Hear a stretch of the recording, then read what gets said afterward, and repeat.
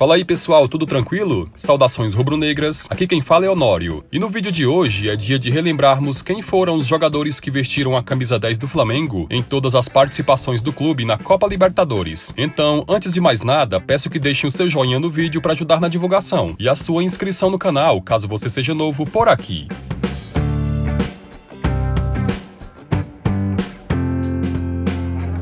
Contando com a edição de 2019, o Flamengo já participou 15 vezes da Copa Libertadores, e a melhor colocação do mais querido foi logo em seu ano de estreia, quando em 1981 ficou com o título, após bater nas finais o Cobreloa do Chile.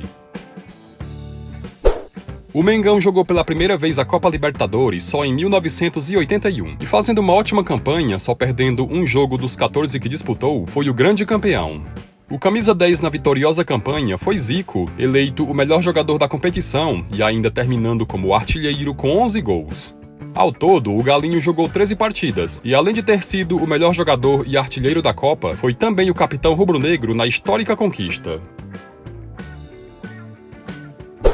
Na Copa Libertadores de 1982, o Flamengo estreou de cara na fase semifinal, graças ao título do ano anterior, e os adversários nessa fase foram as equipes do River Plate e do Peñarol, que foi o grande campeão naquele ano. Mais uma vez, o camisa 10 do Mengão na competição foi o ídolo Zico, que jogou todas as 4 partidas da fase semifinal e anotou 2 gols. A participação do Flamengo na Libertadores de 83 foi bem ruim, já que o mais querido não passou da fase de grupos. Estreando no grupo 2, onde também estavam o compatriota Grêmio e os bolivianos Bolívar e Blooming, o Flamengo só venceu 2 jogos e ficou com a segunda colocação atrás do Grêmio, que mais tarde se sagraria o campeão.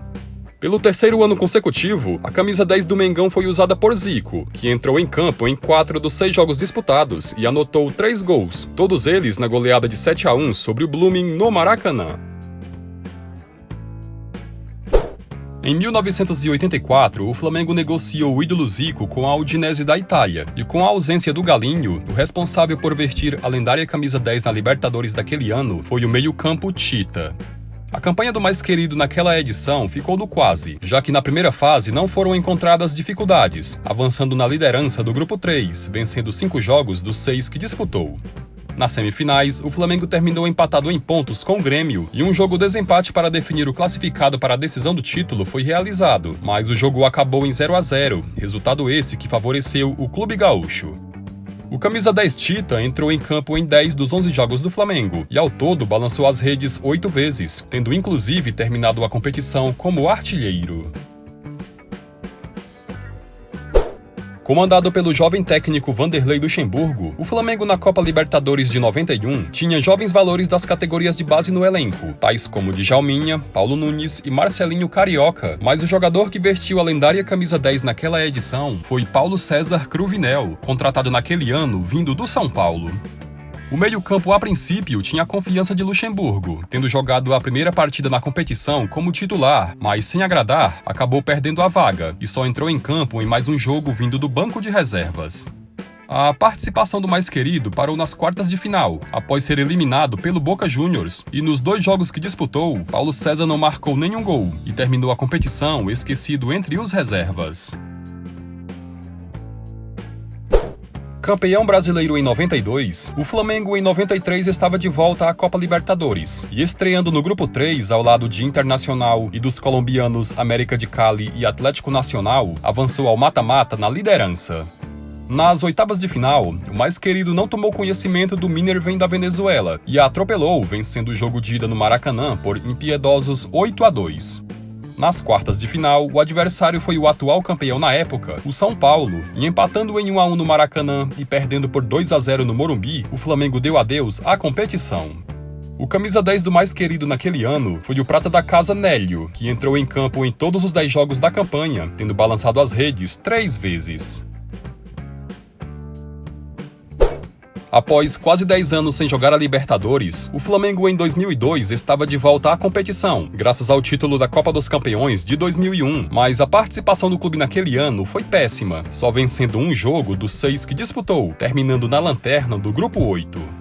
O camisa 10 do clube naquela edição foi Petkovic, que vivia em pé de guerra com a diretoria e que meses mais tarde deixaria o Flamengo e acertaria com o Vasco. Só entrou em campo 3 vezes e não marcou nenhum gol. Comandado pelo técnico Ney Franco, o Flamengo na Libertadores de 2007 fez uma campanha impecável na fase de grupos, vencendo 5 jogos dos 6 que disputou, avançando ao mata-mata com a segunda melhor campanha no geral, ficando atrás apenas do Santos, que venceu 6 jogos em seu grupo.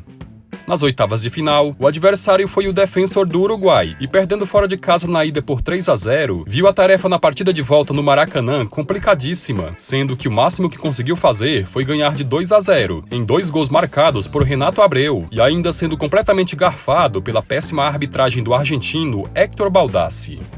O camisa 10 do mais querido naquele ano foi o garoto Renato Augusto, que foi titular em todos os 8 jogos disputados, tendo balançado as redes em uma oportunidade. Em 2008, o Flamengo montou um time forte para jogar a Libertadores e conseguiu avançar ao mata-mata sem maiores dificuldades, já que foi líder do Grupo 4, à frente de Nacional do Uruguai e dos peruanos Cienciano e Coronel Bolognesi. Nas oitavas de final, o adversário foi o América do México, e a partida de ida realizada em solo mexicano terminou com uma surpreendente vitória do Flamengo por 4-2. Na volta no Maracanã, o Flamengo do técnico Joel Santana, que àquela altura estava se despedindo do clube, foi surpreendido pelo América, ao ser derrotado por 3-0, com direito a 2 gols do baixinho gordinho Salvador Cabanhas, impondo ao Clube da Gávea um de seus maiores maracanazos da história. Pelo segundo ano consecutivo, o meio-campo Renato Augusto foi o camisa 10 do Flamengo na competição, mas dos 8 jogos disputados, o meia só entrou em campo em 3 partidas, marcando 1 gol, devido ter ficado boa parte da primeira fase se recuperando de uma lesão no rosto. Embalado pela conquista do hexacampeonato brasileiro em 2009, o Flamengo em 2010 estava de volta à Libertadores. E reforçado com o Império do Amor formado por Adriano e Wagner Love, o mais querido conseguiu alcançar as quartas de final, mas acabou parando por ali mesmo, ao ser eliminado pela Universidade Chile. Estreando no Grupo 8, o Flamengo por pouco não conseguiu avançar às oitavas de final, mas garantindo o segundo lugar, conseguiu avançar e enfrentar o Corinthians, onde vencendo no Maracanã por 1-0 e perdendo no Pacaembu por 2-1, eliminou o time paulista por conta do gol marcado fora de casa. Nas quartas de final, como já mencionado, o adversário foi a Universidade Chile, e o gol marcado fora de casa dessa vez não beneficiou o mais querido, já que perdendo em casa por 3-2 e vencendo no Chile por 2-1, acabou não sendo suficiente para eliminar o adversário. O camisa 10 do Flamengo naquela edição foi Adriano, que entrou em campo 7 vezes e marcou 4 gols. A estreia do Flamengo na Copa Libertadores de 2012 foi na fase prévia, quando teve como adversário o Real Potosí da Bolívia, e perdendo na ida fora de casa por 2-1 e vencendo na volta no Engenhão por 2-0, eliminou os bolivianos e avançou para a fase de grupos. Presente no grupo 2, ao lado de Lanús, Emelec e Olímpia, o Flamengo não conseguiu avançar para as oitavas de final, já que terminou em terceiro, atrás do líder Lanús e do vice-líder Emelec. O camisa 10 do mais querido naquela edição foi Ronaldinho Gaúcho, que esteve em campo em todos os 8 jogos do clube, tendo marcado 2 gols. De volta à Libertadores em 2014 após o título da Copa do Brasil em 2013, o Flamengo naquele ano disputou a competição com um elenco bastante limitado, não tendo nenhum grande jogador de renome como nas edições anteriores. Presente no Grupo 7, o Flamengo mais uma vez fez uma campanha ruim, só vencendo 2 jogos dos 6 que disputou, e mais uma vez não conseguiu avançar para as oitavas de final. Embora tivesse jogadores como Elano e Carlos Eduardo no elenco, o jogador que vestiu a camisa 10 naquela edição foi o argentino Lucas Mugni, que nos 2 primeiros jogos foi titular, mas sem agradar ficou as demais partidas no banco de reservas, e ao todo entrou em campo 3 vezes e não marcou nenhum gol.